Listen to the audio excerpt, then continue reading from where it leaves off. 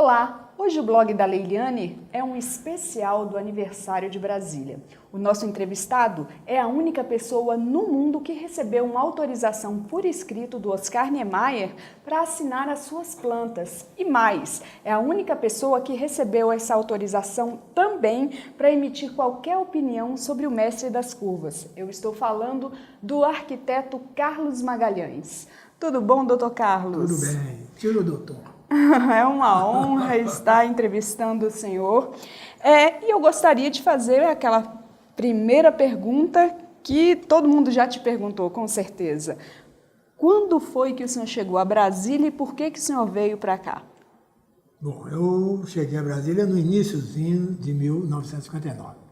Me formei em dezembro de 58 e Brasília era a luz, era a atração dos jovens arquitetos. Por isso eu vim parar aqui. Olha só, e como foi essa sua primeira impressão quando pisou no Planalto Central? Quando o avião, era a primeira vez que eu voava, fez a curva para descer no aeroporto, eu vi aquele canteiro de obras, só obras. Nossa. E isso me deu uma impressão muito forte a respeito de Brasília. Descemos aqui e outra impressão foi aquele singelo aeroporto, onde desciam todas as pessoas, as maiores autoridades, e aquilo tão acolhedor, tão simples, que me comoveu e me fez pensar mais sério a respeito do que estava se fazendo aqui. E interessante, quando o senhor chegou a Brasília, no dia seguinte já foi trabalhar, né?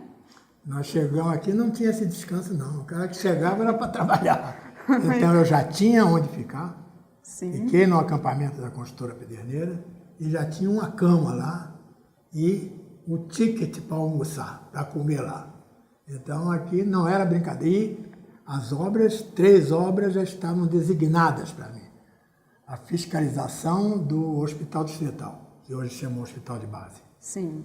O Cine Brasília e a escolinha classe da 308, que eu me orgulho muito de ter trabalhado lá. Só obras importantíssimas, inclusive a escolinha que está na quadra modelo, né, de Brasília. Foi uma obra muito legal de ter sido feita, de eu ter trabalhado nela. Foi muito prazeroso eu trabalhar nela. E quais outras obras que o senhor participou em Brasília depois desse período, desse início? Esse início era que eu era um engenheiro, um arquiteto da Nova Cap. Então eu era designado para tais e tais obras. Depois eu já era um chefinho, eu já era um chefe de divisão. E aí eu participava, eu tinha o meu grupo de obras, que eram da saúde, os hospitais, as escolas e também a imprensa nacional. De quebra a imprensa nacional.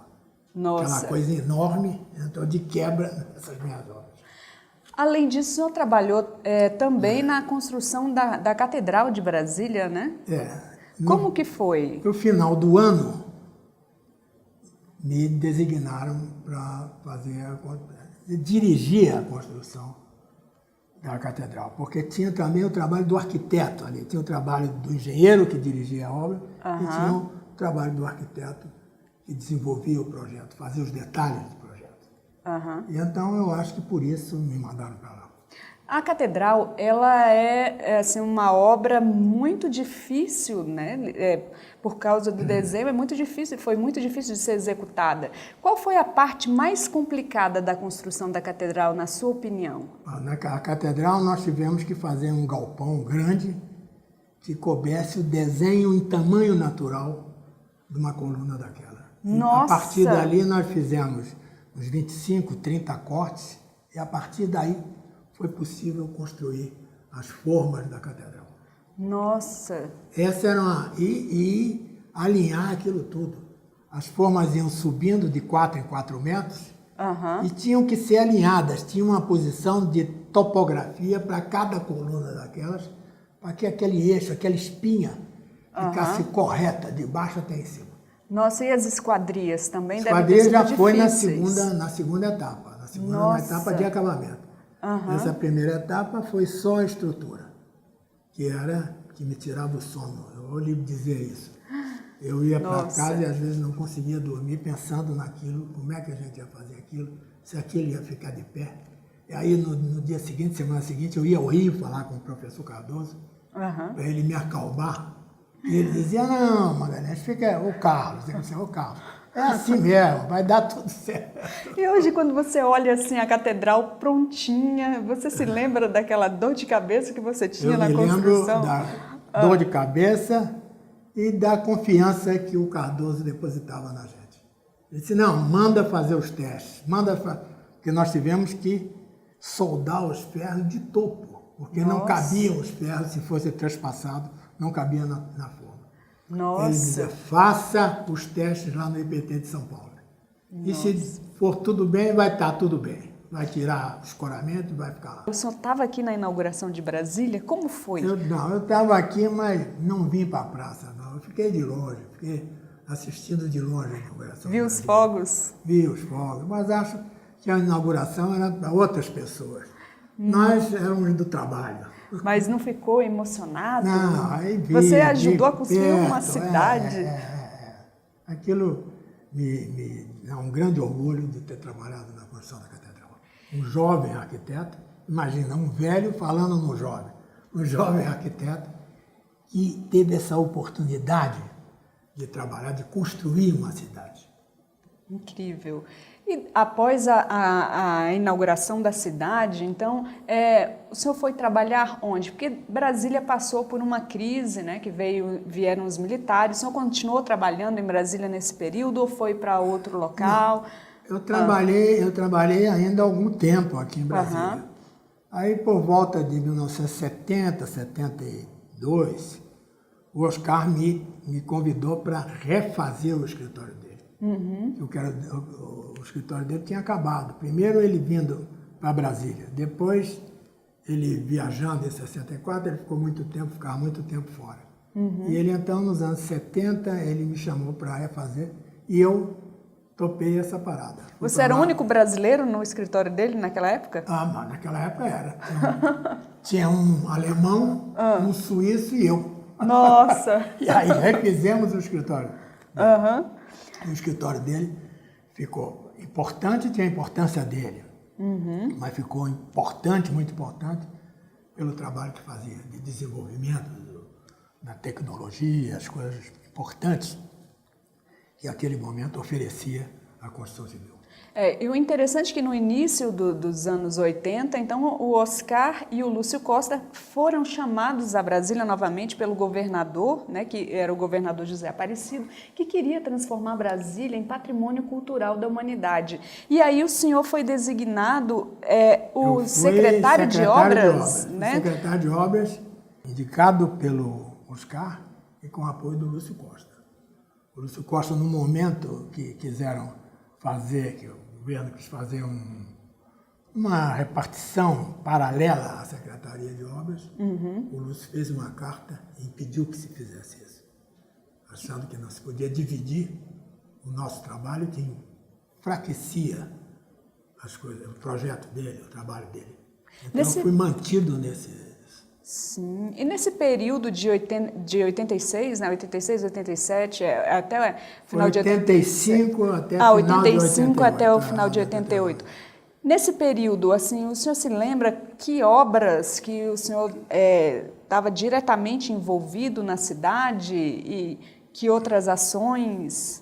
Nós fizemos até obras grandes e obras pequenas que deram muito falatório. Uma foi a ciclovia de Brasília, do Lago Sul. Olha! Que as pessoas tinham invadido os seus terrenos, invadido a área pública e ido até a margem do lago. E nós tivemos que trazer essa gente de volta para os limites legais dos seus lotes.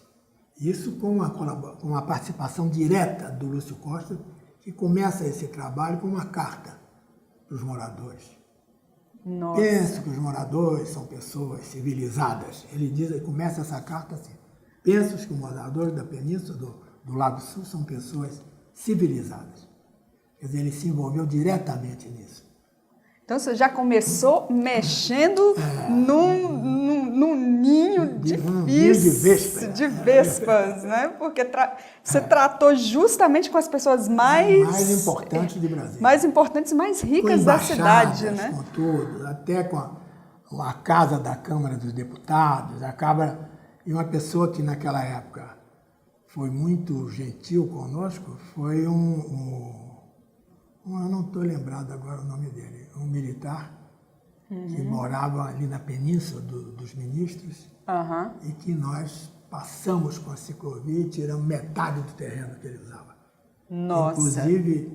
Inclusive tinha uma quadra de tênis e nós deixamos do lado de fora e ficou de uso até hoje, de uso para a população. Incrível! Nossa, foi um trabalho importantíssimo. Eu não ter esquecido o nome dele nesse momento aqui, mas vou lembrar ainda.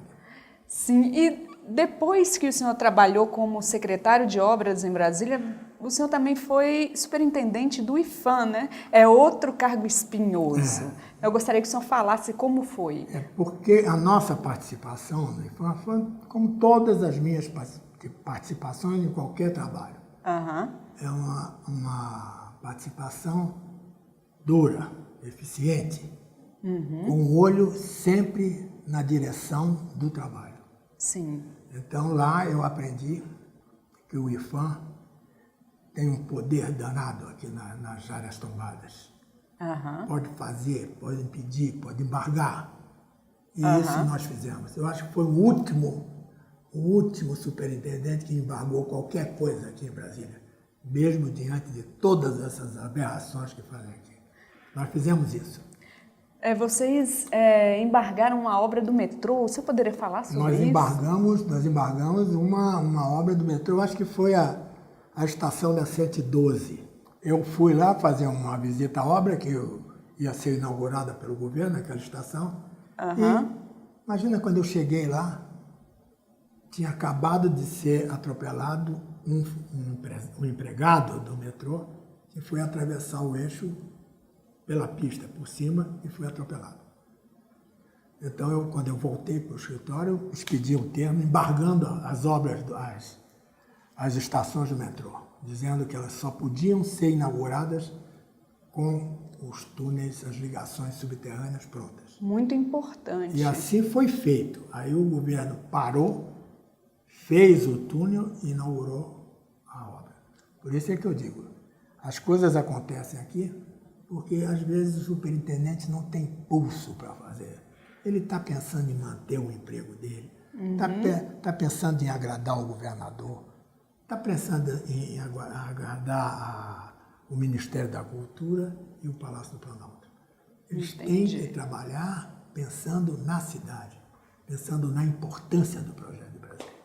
E para encerrar, o que o senhor acha que vai acontecer com Brasília no futuro? Bom, eu sempre digo que acho que vai ser preservado o eixo monumental. Esse a cidade defende, eu acho que o país defende. E vão ser preservadas as superquadras. Que isso, o morador é que vai defender a qualidade de vida que ele tem ali. Então, não vão fazer nada ali. Essa coisa que diz, não, vou fechar, vou botar mais um prédio, não vou fazer nada. Muito obrigada pela entrevista. Nós falamos com o arquiteto Carlos Magalhães. Leiliane Rebouças para o Fato Online.